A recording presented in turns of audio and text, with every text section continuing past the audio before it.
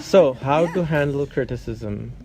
Because I think criticism comes from less than 1% of the people, but we are so scared of that criticism that we don't take the action which is required to become more and more courageous, to become more and more who we are supposed to be. If how do you, what's your advice on how to handle criticism? Well, let me say it from two ways, because one is the professional advice, Okay. and then the other is the personal experience of it, because I think it's a very important topic. So from a professional point of view, I go and I even train people in giving and receiving criticism. And usually when I say that, of course, there's a certain way to give criticism, and you don't say it as a statement or just say that you are like this or that. You can say, in my opinion, maybe you could do it this way, or I have some ideas about that or something. So everyone that gives criticism needs to take that ownership as it is their personal opinion, because no one holds the answer, right?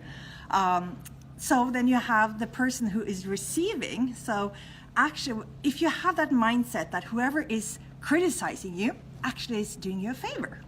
So I think basically, so. that person is going to give you something. It's a gift that will make you learn Better. something new, become better in what you do.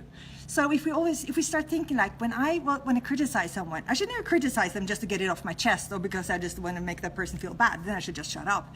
If I want you to become better, if I want to help you grow and be better at whatever you do, I'm giving you this gift of feedback, which is a better word for it than criticism. But then also I need, as a person receiving it, to see it as a gift and say, wow, thank you. I really appreciate it, because it's not easy to give criticism usually. Most people think that's hard. And then actually to say, well, thank you for having the courage to tell me, and then having the courage yourself to take it in and see what you want to do about it. And that being said, you don't always have to make changes, even though someone tells you that you did this bad or good or not good at all, because it is up to you how you want to use whatever feedback you're getting. So if I want to take it from a personal point of view, so I've been standing on many stages and speaking about things that I'm passionate about. And afterwards, people come up to me and give a lot of positive feedback, which is wonderful. And then maybe sometimes someone comes up and say, hey, I have some advice that I would like to give. So my immediate reaction to that is like, ooh, I don't want to hear that, because I feel so good about all this positive feedback that I don't really want to hear about what's not good. But then again, I know that whatever that person's going to say is going to help me become a better presenter. So of course, I do want to take that in. Unfortunately, when I walk away from there, the one I remember is not the 15 that said I was great. It is the one who said something I should do better. That being said, that is also the one that will help me learn and grow and be a better presenter, or whatever, whatever I do. So I think it's all about the mindset where we come from when we give the feedback, and also how we receive it, and that it's a dialogue. It's not one had the answer and the other is just the receptive.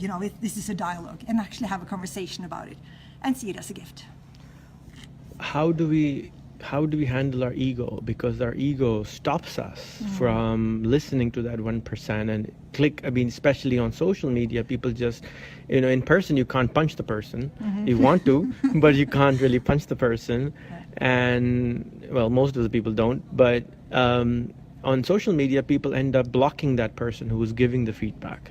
And I tend to add that person, whoever is criticizing me, I add those people, because I think they make me a better person, because they're criticizing everything, which is good for me, because all of a sudden there's a conversation going on my wall, where people are actually communicating, be it religion, be it politics, be it, because there's a dialogue at least, and you can't really punch anyone on Facebook.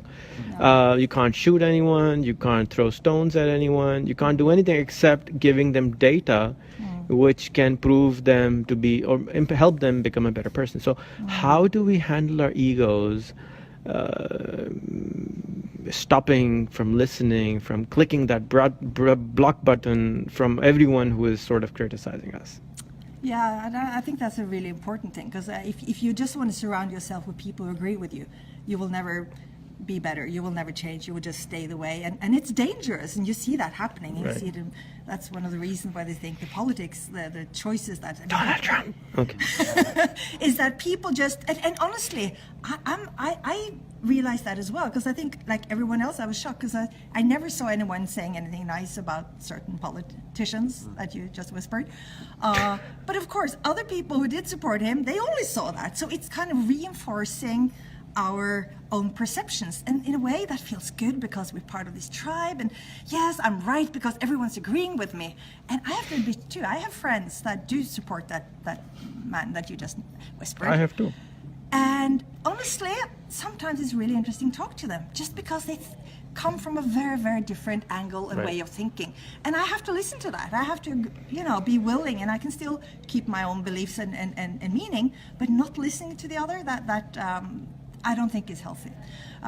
Talking about egos, I again think that if we want to just go around and think that we are brilliant just the way we are, well, you can do that, but that won't make you brilliant. So it's also about self-reflection and realize that, okay, I might not have the answer to everything, and be generous with other people, and let them have their opinions, and again, decide if you want to take it in or not, but just listen to people. I think that's important. So to me, ego is nothing more than like an antivirus software built into us, which is not allowing anything new to come in.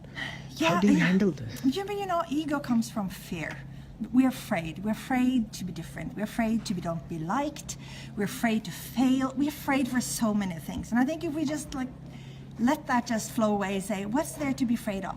Actually, my dad, he was a bit worried when I sold the house and moved the country and started my own company and did all these crazy things. He was very fearful. And I said, so Dad, what's the worst thing that can happen to me? What's the absolute worst thing that can happen? And he's like, oh, I don't know. I was like, do you think I want to die because of this? Is it going to kill me? And he said, no. Well, then what is it to be afraid of? So it's of course, that might sound a bit extreme, but I think if we really start looking at what are the things we are afraid of and just decide it's not going to kill me. And if so, no one likes me, or I make a fool of myself, so what? Tomorrow's a new day. I get new friends, or I'll make something good tomorrow. So again, getting rid of fear as much as possible, and just think that it's not that important, really. Thank you so much for enlightening us. Everyone, follow this woman. Become a better person. Share this video. Make everybody fearless. Yoo-hoo!